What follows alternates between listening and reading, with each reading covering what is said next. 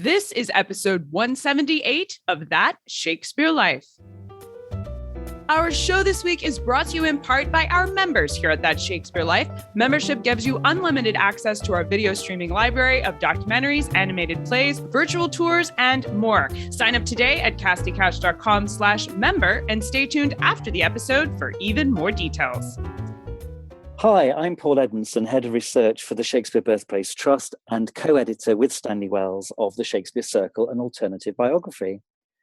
Another great method for studying the life of William Shakespeare includes listening to this. It's That Shakespeare Life with my friend Cassidy Cash.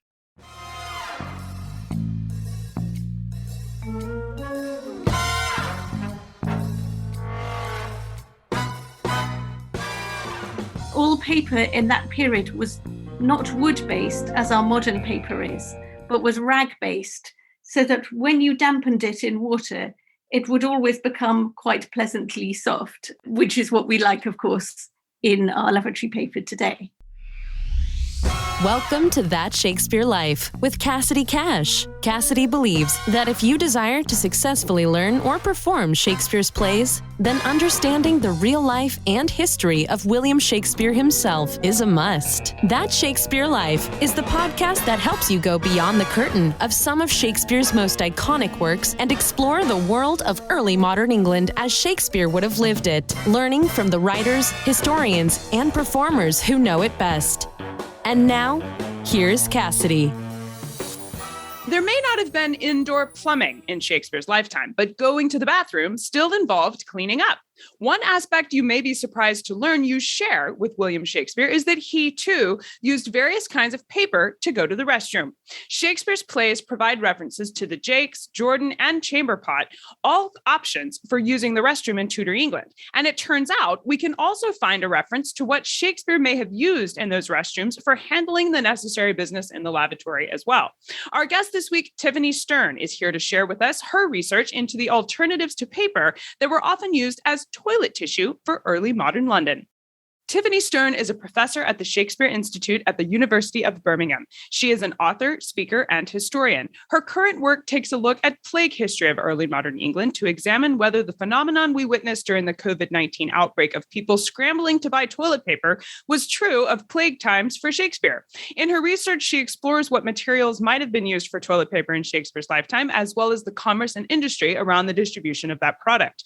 Her recent projects include a book on early modern theater and popular entertainment, Playing Fair, exploring the cultural exchanges between playhouses and fairgrounds, a book on Shakespeare beyond performance, looking at the theatrical documents produced in light of a play's performance, ballads, chapbooks, commonplace books, noted texts, and an edition of Shakespeare's Tempest. Find links to a full list of Tiffany's works and publications, including previous episodes she's done here with us on That Shakespeare Life, all packed into the show notes for today's episode.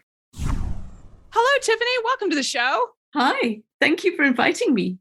Anthony Wood in 1675 writes in a parliamentary petition that he found a particular piece of paper that he is presumably now displaying as evidence for this petition inside a, quote, privy house. Tiffany, please explain what a privy house is for the uninitiated. I think we recognize that privy associates it with a bathroom, but is this a formal structure for bathroom going? Well, it's a structure, a privy is well away from the house. So it's a whole different house in itself. And that's why it was called a privy house or a house of easement or a necessary house. But it's a little structure well away from where you live. And it is kind of a hole. Basically, it's a seat with a hole in it, and your ordure drops into a pit in the ground. And it's very, very smelly, extremely smelly. And you yourself, even in that period, would worry because as they didn't know the source of disease, one thought was maybe it came from bad smells, and that was a very bad smelling place. So it was as well away from where you lived as possible, and you went there as infrequently and as briefly as you could. In 1653, Sir Thomas Urquhart, I think I'm saying that correctly. I have no idea, but I will spell it for you in the show notes. But he wrote a French satire piece that goes into length about the details of cleansing oneself after going to the restroom. In that publication, he writes, quote, Who his foul tail with paper wipes shall at his behind leave some chips, end quote. Paper fragments being left on your behind was an issue not just for the Charmin toilet paper commercials on TV today, but for Shakespeare's lifetime as well. Urquhart goes on to suggest the neck of a goose as a better alternative. Tiffany, this example is satire and not to be taken too seriously, but it does beg the question of whether paper was the only option for wiping one's behind. Were non-paper options used as well? Yes, indeed. Non-paper options were used more frequently because they tended to be free, whereas paper you had to pay for. So what people would most usually use was something that grew around the privy. Grass was very popular, or moss. You might try to encourage moss to grow around there. But other things were also used: cabbage, dock leaves, and even mussel shells and bits of pottery, sort of scrapey things, though I don't like the idea myself. So, but the disadvantage of all those things is that they're somewhat seasonal. And it's bad news for you when your lavatory paper goes out of season or turns into hay, for instance, if it's grass, which is a lot more scratchy. So paper was the gold standard and what you really, really wanted in the lavatory. But because it cost money, it wasn't necessarily the most normal, regular thing to find there. With Mr. Wood's petition and subsequent display of the paper he found in the Privy House, are we to assume that his example demonstrates that official papers were used as toilet paper, or that the Privy House was a great place to toss papers that you didn't want discovered? Due to what you said of the wanting to go there infrequently, the expectation was, oh, if I throw this thing I don't want anyone to find in there, then they won't go there to fish it back out. Which was it there? Well, a little bit of both. One is that, again, because paper's expensive, if you've read something and you're not going to read it again, it might as well be used as lavatory paper or for lining your pies or as a spill to light your pipe. You know, you had a lot of uses for waste paper. And that meant that things like a parliamentary petition, because it goes out of date quite quickly, that's exactly the kind of thing that you'd read once and put down the lavatory. But other things you might read once and now you've read it, you're not going to read it again, include things like plays, of course. So any literature thought of as ephemeral could go down the loo as well. And in fact, basically anything could go down there that wasn't the Bible or sermons, which is why historically a lot more sermons have survived than, unfortunately, quartos of plays. Tiffany cites Alexander Brome from 1660, publishing a word titled bum fodder or waste paper, proper to wipe the nation's bum with or your own, end quote. Tiffany, I'm going to assume there's a broader satirical message in that work based on the title, but we can infer from the title that the nation in 17th century England did indeed wipe their bums with paper as a matter of course. Is that accurate? Well, of course, as you say, this is a satire. But one of the jokes it is making is that it is saying it itself expects to end up down the lavatory. And certain bits of literature said that. What intrigued me particularly about this title, bum fodder, and bum is still the English word for bottom. I think you more often say butt. But bum fodder... Not in polite society, but right. Yes. Okay. My apologies. Bum has a similar impolite resonance here. Okay. Bum is actually the nicer one here. So that's the one we say instead. Yeah. I see. Bum fodder.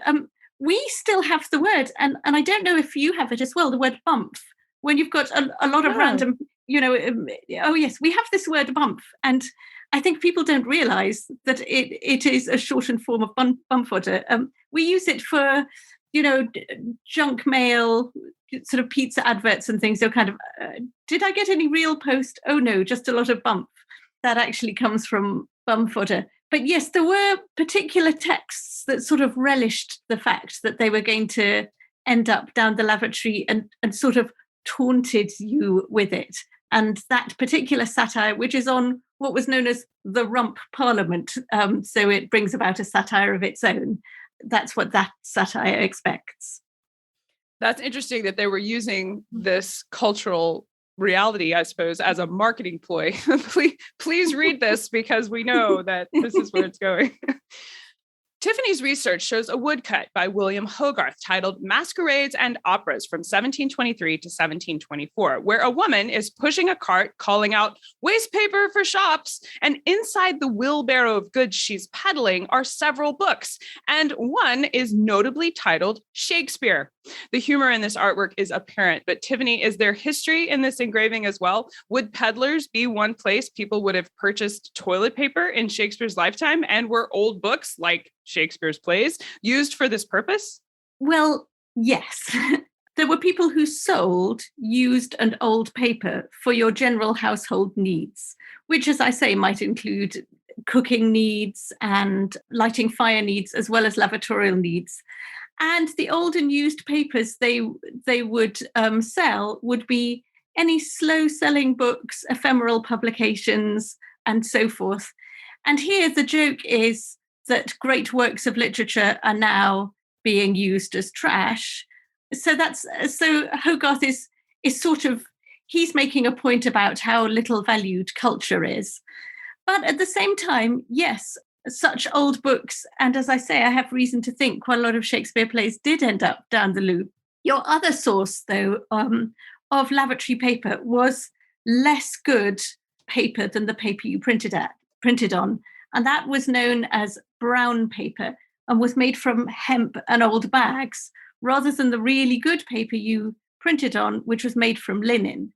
So you might also buy brown or common paper, which is cheaper for your lavatory.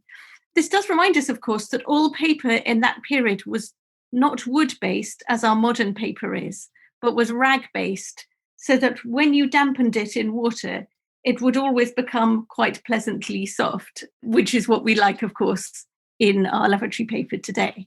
Tiffany's research identifies another interesting piece of evidence about the commerce of privy paper when she shares that Mathurin Cordier wrote in Corderius Dialogues translated grammatically from 1614, so 2 years before Shakespeare died, that clean paper was not carried into the privy, but only paper that had already been written upon. Tiffany, why was clean paper not valued for the restroom? Well, it's not actually a case of value, but it's simply that clean paper is the most expensive paper because it is yet to be written on. I've mentioned already that good white clean paper was linen-based, but not only was it made from fine linen, but also it had very often had a treatment on the surface of it known as sizing or size, which is to say it had had a thin layer of gelatin put onto it, which would enable the ink to stand on top of it and not sink deeply into the paper like blotting paper. So that's expensive and fine paper, and you don't want it to go straight in the loo. You want to have used it first. But once a paper had been used, once you'd got manuscript all over it, now it's, as it were, worthless. You're not going to be able to write on it again. It's already been written on. So good paper that was no longer clean, that had manuscript writing on it, that was destined to the lavatory, which is the point I will return to. Are there references to toilet paper specifically in any of Shakespeare's plays? Yes, although interestingly not many. There are so many references to forms of lavatory in Shakespeare's play because we've only talked about one kind, the privy, the outdoor lavatory, but there were two indoor kinds, the chamber pot, also known as the Jordan or the piss pot, which you could take to any room with you for peeing in. And that was particularly for peeing in more than pooing in. And the other form of indoor lavatory was called a close stool, which was a chamber pot, but in a stool-like structure so that you could comfortably sit there. So Shakespeare refers to jacques, which is an outdoor privy, and privies. He refers to close stools, and he refers to chamber pots and Jordans. But he only once, interestingly, refers actually to the paper. And that is in All's Well That Ends Well, where Parolles, he's been brought down by fortune, and he makes a big fuss about how he's been demeaned and lowered by fortune. And then he says, "Pray you, sir, deliver me this paper," handing over a letter. And the clown says, "Oh, prithee, stand away. A paper from fortune's close stool to give to a nobleman," thus saying that he takes that letter to be a bit of loo paper from a close stool. So that's the only time Shakespeare refers to the actual paper, which maybe shows that he's more interested in the vehicles than in what goes down them, or maybe shows he's not exclusively a user of paper. Was there any such thing as a toilet paper dispenser for Shakespeare's lifetime? Where was the toilet paper kept, or whatever they were going to use to go into the restroom? Did they have like a container where it was easy to get to when it was necessary in the home, or perhaps in a public lavatory where it was put together for that purpose? Did they have containers? Public lavatories were largely yet to be invented. Generally, you had to get into, if you needed the loo, unless you were near the extraordinary public construction that Dick Whittington had set up in London, which had rows of lavatories for men and women. But unless you were near there, if you wanted a loo, you would have to get yourself into a shop, buy something and ask if you could use their jacques. But yes, where was the actual paper kept? Well, that's an interesting question. If one goes to historic lavatories these days, you sometimes find a sort of crevice or hole in the wall. And sometimes that is suggested that that's where you keep your paper or other materials. On the other hand, that might equally be the hole where you put your candle. So I think it's somewhat likely, actually, that you had a little box, because what's useful about the box is that you can vary the material in it between vegetation and paper. And even maybe you can take your pick or feel around what's in there and decide on the nicest thing. I mean, not least because even if you've got grass in there, you probably want to do a bit of examining of it, because grass can have spiky, horrible bits, particularly before they had the fine lawns that we do. So yes, I suspect a box, but sometimes by loos, there is kind of an intriguing hole. We've established that some paper was used for toilet paper in Shakespeare's lifetime, and I love knowing that it was linen-based instead of wood-based, which makes so much more sense when you're trying to think of, paper today. But where did this paper come from originally? What is the context of like printers and publishers of paper here to be the source of the toilet paper? Well, it is in, there's a huger story that's about the history of paper itself.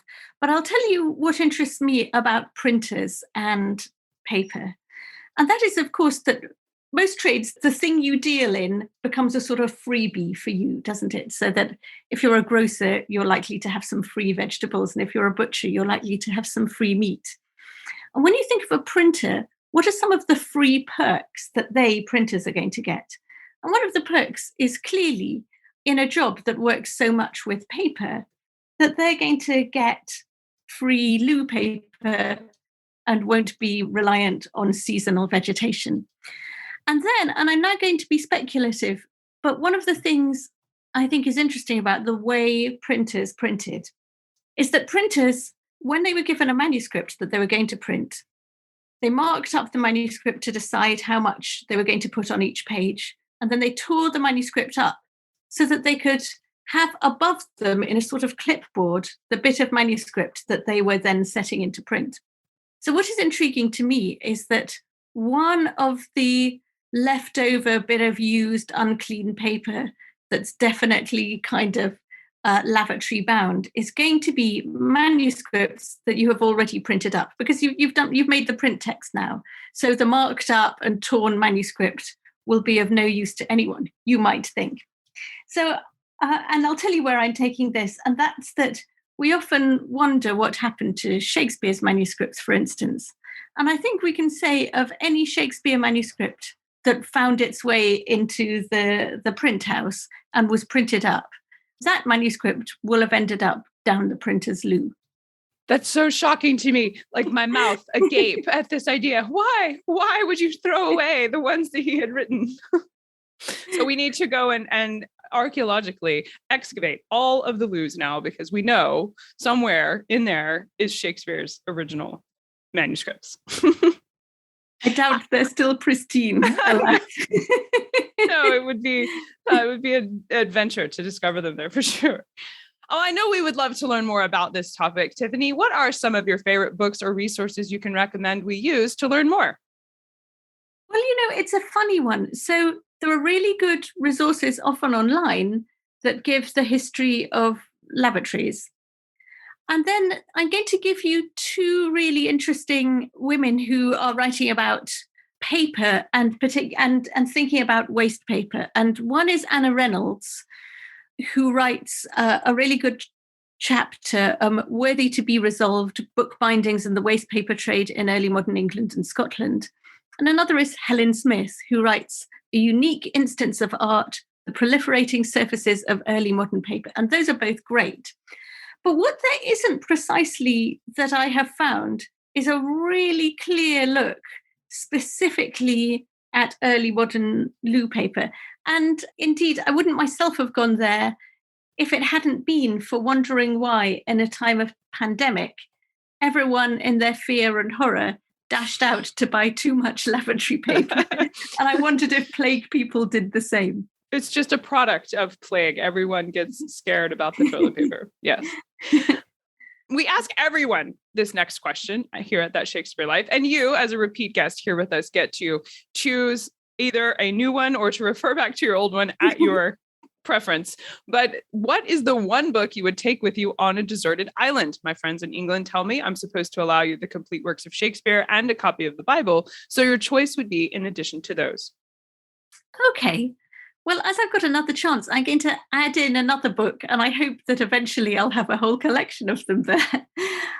So I'll tell you what I'm thinking about at present, and that is how much we enjoy Shakespeare and how much other nations enjoy Shakespeare. But we're maybe not so good at ourselves enjoying, as it were, their Shakespeares, the great writers of other nations.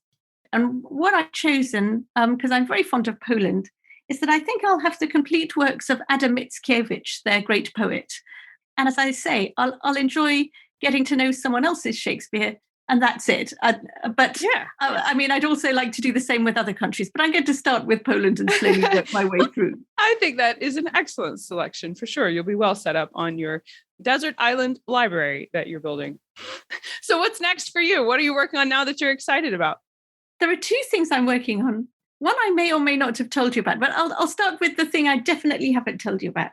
So I'm working on the chronology of Shakespeare's plays, which is to say the order in which Shakespeare wrote his plays.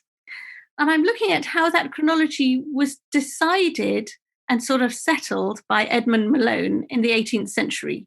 We didn't have a chronology before then. And then I'm looking at both how amazing he was to come up with that and at how rubbish it really is if you look at his reasoning. And that's interesting because we've roughly stuck to Malone's chronology, but it's very spurious, a lot of it. So I think we can really question quite a lot of the order in which we think Shakespeare's plays were written. So that's one thing I'm writing on. And another thing I'm writing on, which I may or may not have told you about, is ballads in the early modern period in Shakespeare's time, and how ballads were product placement in plays, and plays were sort of promoting the sales of ballads, and ballads were promoting the sales of plays. So I'm looking at the kind of product placement to and fro between those two different literary media. As a podcaster, I love this idea of seeing ballads as kind of the sponsorship audio of a play. That's fantastic. Tiffany Stern, we are excited to have you visit with us again and share with us the history of toilet tissue and what that would have been like for William Shakespeare. This is a really fun conversation, and we appreciate you being here. Thank you so much. Thank you. Find links to Tiffany's publications on toilet paper in Shakespeare's lifetime, as well as other resources she recommends, along with archival images about the various types of paper and the William Hogarth engraving we shared with you and the lady and her wheelbarrow, all packed into the show notes for today's episode. Find all these things at CassidyCash.com/episode 178. That's CassidyCash.com/EP178. If you like the history of William Shakespeare and want to get even closer to the 16th and 17th century history we talk about here on the show, then consider becoming a member at That Shakespeare Life. Members get unlimited access to our entire video streaming library, including award-winning documentary films, animated plays, virtual tours, and more. You can also download our library of worksheets, lesson plans, and illustrated guides like diagrams, maps, and infographics that make understanding the history of William Shakespeare easy to see in full color and all printable from our exclusive resource library.